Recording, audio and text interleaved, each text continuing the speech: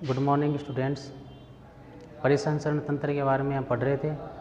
परिसंचरण तंत्र के पहले वीडियो में हमने रुधिर के बारे में इसमें पढ़ लिया था। परिभाषा हो गई थी परिसंचरण तंत्र की, रुधिर की परिभाषा हो गई थी।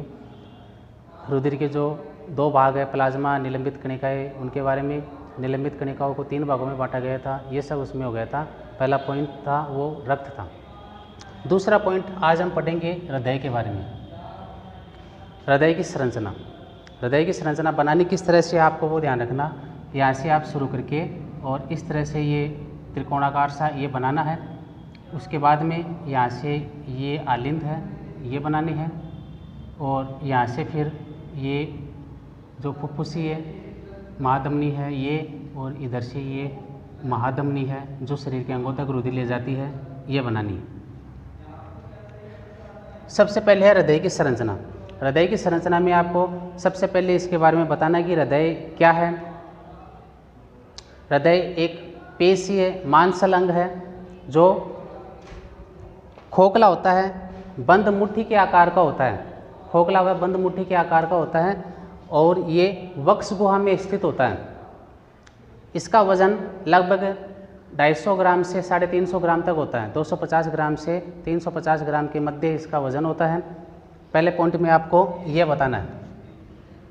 पहले पॉइंट में आप क्या बताना है, इसमें हृदय के बारे में बताना है कि हृदय मांसपेशीय अंग है या पेशीय अंग है, खोखला बंद मुट्ठी के आकार का है जो वक्ष गुहा में कुछ बाईं तरफ स्थित होता है, जो 250 से 350 ग्राम वजन का होता है।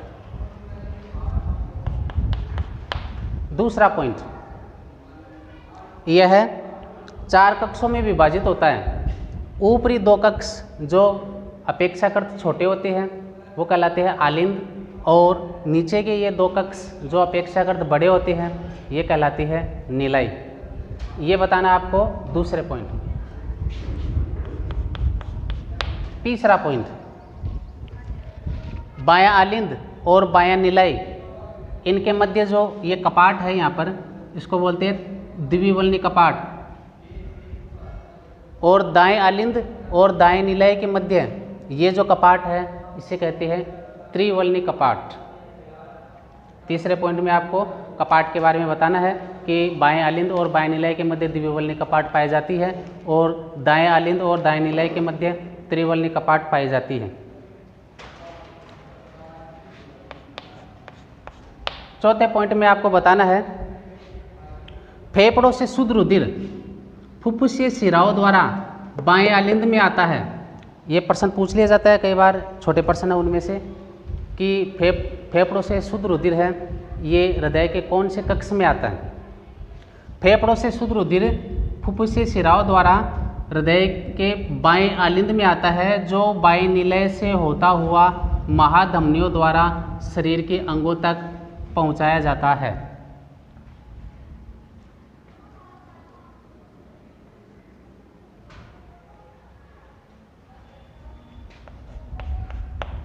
अगला पॉइंट, 5वां पॉइंट, शरीर के अंगों में उत्पन्न अशुद्ध रुधिर। अशुद्ध रुधिर जिसमें कार्बन डाइऑक्साइड उपस्थित हो उसे हम अशुद्ध रुधिर कहते हैं। तो फेफड़ों शरीर के अंगों से अशुद्ध रुधिर महाशिराओं द्वारा, ऊर्ध्व महाशिरा है, निम्न महाशिरा है, इनके द्वारा ये दाएं आलिंद में आता है, जो दाएं निलय से होता हुआ फुफ्फुसीय महाधमनियों द्वारा फेफड़ों तक पहुंचाया जाता है, जहां रुधिर का शुद्धिकरण किया जाता है। ये 5 पॉइंट हो गए। और 6ठा पॉइंट है, इसमें बताना है बाएं निलय व दाएं निलय के मध्य जो ये पट है, ये भाग है, इसे कहते हैं अंतरानिलय पट। और बाएं आलिंद और दाएं आलिंद के मध्य, यानी दोनों आलिंदों के मध्य जो पट या जो भाग है इसको बोलते हैं अंतरा आलिंद पट। दोनों निलयों के मध्य का भाग है इसको बोलते हैं अंतरा निलय पट। दोनों आलिंदों के मध्य का भाग है उसको कहते हैं अंतरा आलिंद पट। इसके बाद में है अगला पॉइंट 7वां। इसमें आपको बताना है कि हृदय की जो गति है, धड़कन है, उसका नियंत्रण एक विशेष संरचना है पेसमेकर।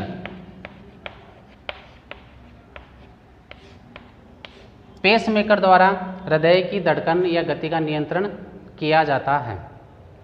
ये हो गया हृदय की संरचना के बारे में। हृदय की संरचना में आपको संरचना याद होनी चाहिए। संरचना याद होगी, आपके डायग्राम याद होगा, तो आप इसकी संरचना के बारे में लिख सकते हैं। 5-7 पॉइंट है संरचना के बारे में। इसके बाद में 2 परिभाषाएं हैं, ये अलग से है, ये पूछने पर ही बताना है। दोहरा परिसंचरण किसे कहते हैं? दोहरा परिसंचरण क्या होता है? यानी हृदय की एक धड़कन में रुधिर का हृदय से 2 बार गुजरना दोहरा परिसंचरण कहलाता है।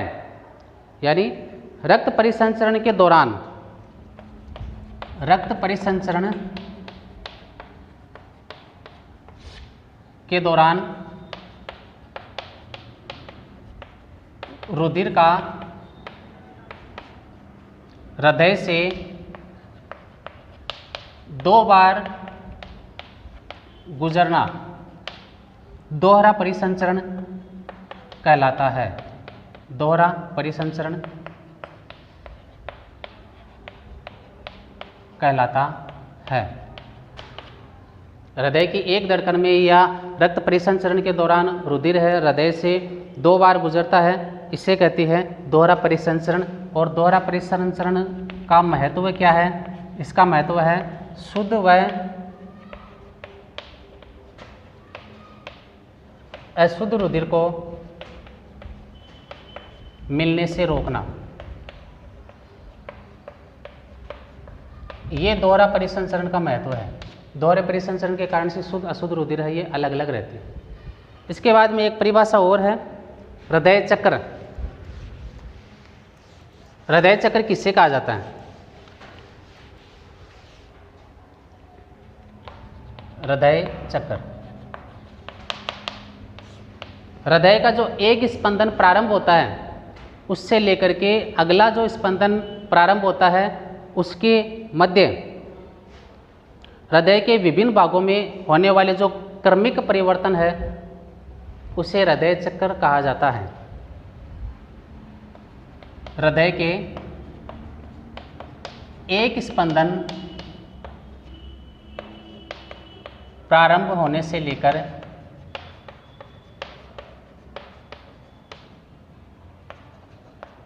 अगले स्पंदन प्रारंभ होने के मध्य हृदय में होने वाले क्रमिक परिवर्तनों या क्रमिक परिवर्तन को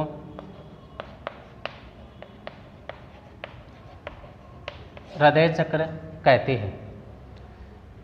ये दोनों परिभाषाएं है, ये अलग से ध्यान रखना। हृदय की संरचना में आपको ये नहीं बताना है, ये अलग से प्रश्न पूछने पर ही बताना है। हृदय की संरचना के बाद में है हृदय की क्रियाविधि। हृदय की क्रियाविधि को 4 भागों में बांटा गया है। किस प्रकार से कार्य करता है हृदय, उसको 4 भागों में बांटा गया है। सबसे पहले आलिंद शिथिलन। आलिंद शिथिलन क्या होता है? फेफड़ों से शुद्ध रुधिर बाएं आलिंद में व शरीर के अंगों से अशुद्ध रुधिर दाएं आलिंद में बढ़ता है, उसे आलिंद शिथिलन कहा जाता है। यानी आलिंद शिथिलन के दौरान आलिंदों में रुधिर बढ़ता है।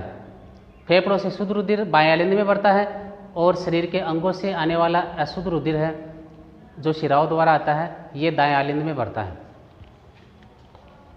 दूसरा है आलिंद संकुचन।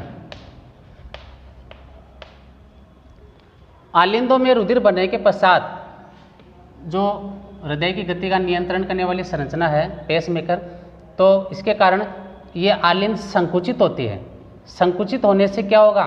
संकुचित होने से जो द्विवल्नी कपाट और त्रिवल्नी कपाट है ये खुल जाती है और रुधिर नीलियों में आने लगता है।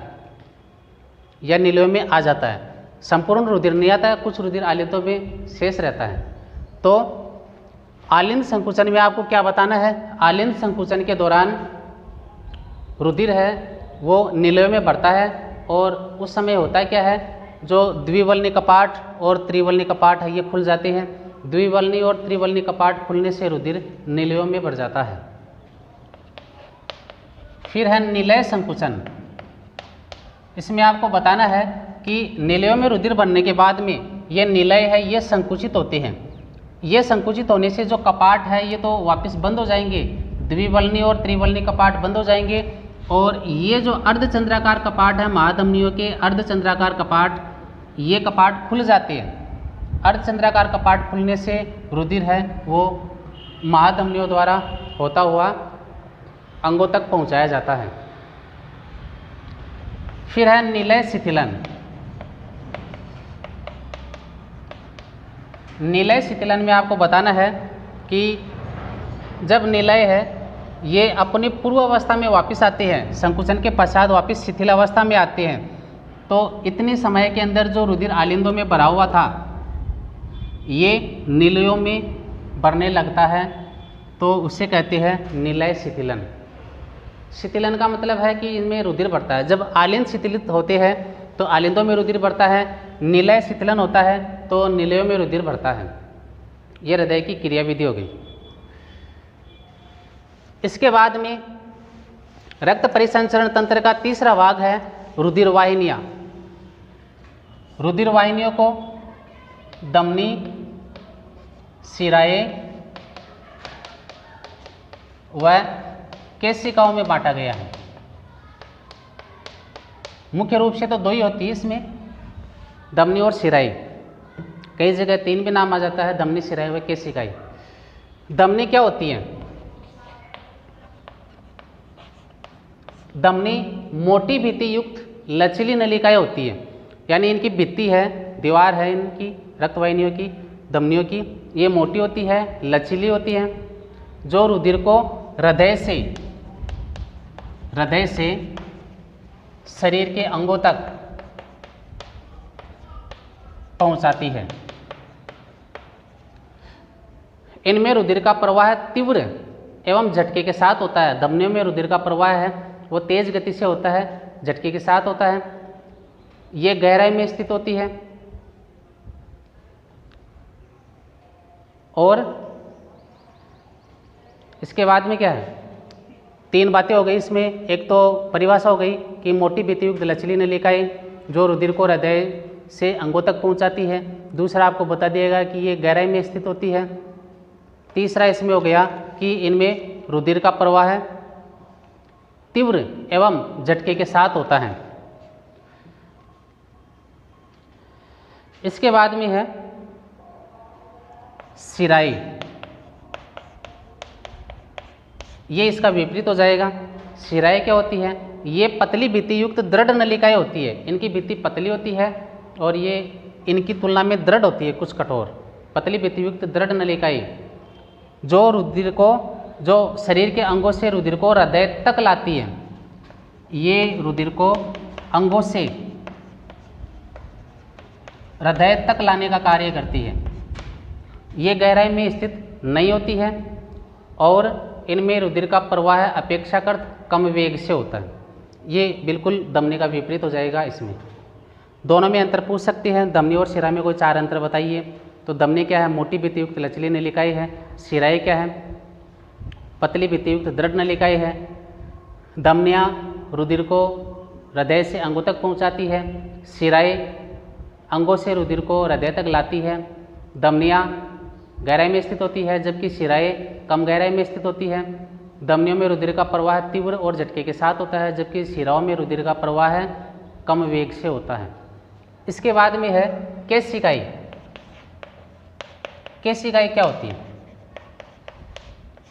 धमनी और शिराएं है आगे चल करके ऊतकों के मध्य महीन सूक्ष्म रुधिर वाहिनियों में विभक्त हो जाती है, जिन्हें केशिकाएं कहते हैं। ये केशिकाएं ऊतकों के मध्य कोशिकाओं में ये फैली हुई रहती है, ऊतकों के मध्य फैली हुई रहती हैं और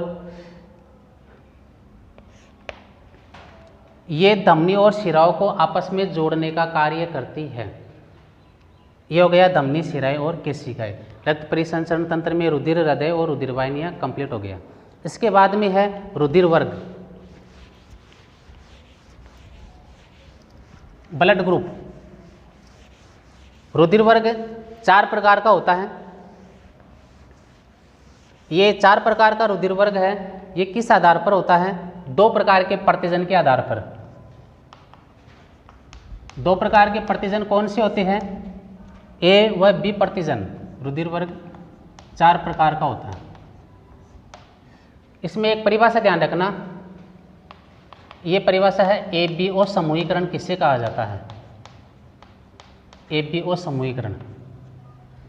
तो जो RBC है, लाल रुधिर कणिकाएं है, इस पर A प्रतिजन है और B प्रतिजन। ये 2 प्रकार के प्रतिजन है, A व B। लाल रुधिर कणिकाओं पर उपस्थित A व B प्रतिजन के कारण रुधिर वर्गों को 4 भागों में बांटा गया है, जिसे ABO समूहीकरण कहते हैं। ये इसकी परिभाषा हो गई ABO समूहीकरण की। अब देखो, इसकी सारणी है, रुधिर वर्ग है। रुधिर वर्ग में कौन सा प्रतिजन है, कौन सा प्रतिरक्षी है?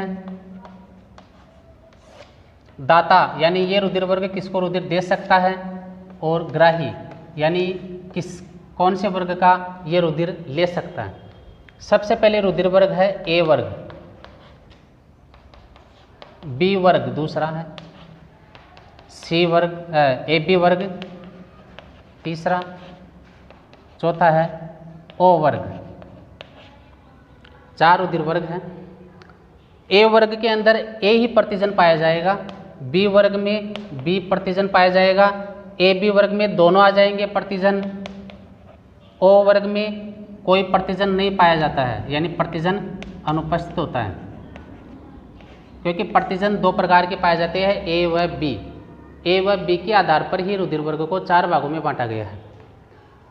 प्रतिरक्षी क्या होते हैं? जब कोई भी रोगाणु या बाह्य कारक हमारे शरीर में प्रवेश करता है, चाहे दूसरे का रुधिर हो, कुछ भी हो, तो हमारा शरीर है ये प्रतिरक्षी उत्पन्न करता है। रोगाणुओं से लड़ने के लिए, नष्ट करने के लिए प्रतिरक्षी उत्पन्न करता है। इसको दर्शाएंगे प्रतिरक्षी को स्मॉल लेटर से। A प्रतिजन है तो B प्रतिरक्षी हो जाएगा, B प्रतिजन है तो A प्रतिरक्षी हो जाएगा, दोनों प्रतिजन है तो प्रतिरक्षी अनुपस्थित हो जाएंगे, और दोनों ही प्रतिजन नहीं है तो इसमें दोनों ही प्रतिरक्षी उपस्थित होंगे, A व B। ये ध्यान रखना, प्रतिजन और प्रतिरक्षी हो गए। A वर्ग वाला रुधिर किसे दे सकता है? A वाला A को तो दे ही सकता है। इसके अलावा ऐसा कौन सा वर्ग है जो सभी से रुधिर ले सकता है? वो है AB। इसको बोलते हैं सार्वत्रिक ग्राही, इसको सार्वत्रिक ग्राही। और O वर्ग है, इसको बोलते हैं सार्वत्रिक दाता। तो ये A को दे सकता है और AB को दे सकता है। B वाला B को दे सकता है और AB को दे सकता है। AB वर्ग ये AB को दे सकता है, सिर्फ AB वर्ग है। इसके अलावा यह अन्य वर्ग को नहीं दे सकता, क्योंकि AB है ये ग्राही है, सार्वत्रिक ग्राही, रुधिर सभी से ले सकता है लेकिन दे नहीं सकता। O वर्ग है, ये O को दे सकता है और इसके अलावा AB को रुधिर दे सकता है।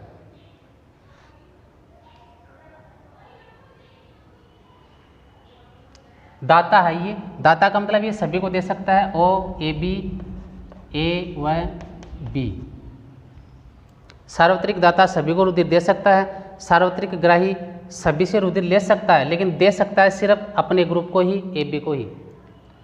A वर्ग है, ये किससे रुधिर ले सकता है? A वाला A से ले सकता है, यानी A को दे भी सकता है, A से ले भी सकता है। इसके अलावा O वर्ग का रुधिर ले सकता है। B वर्ग है, ये B को दे सकता है, इसके अलावा O वर्ग का रुधिर ले सकता है।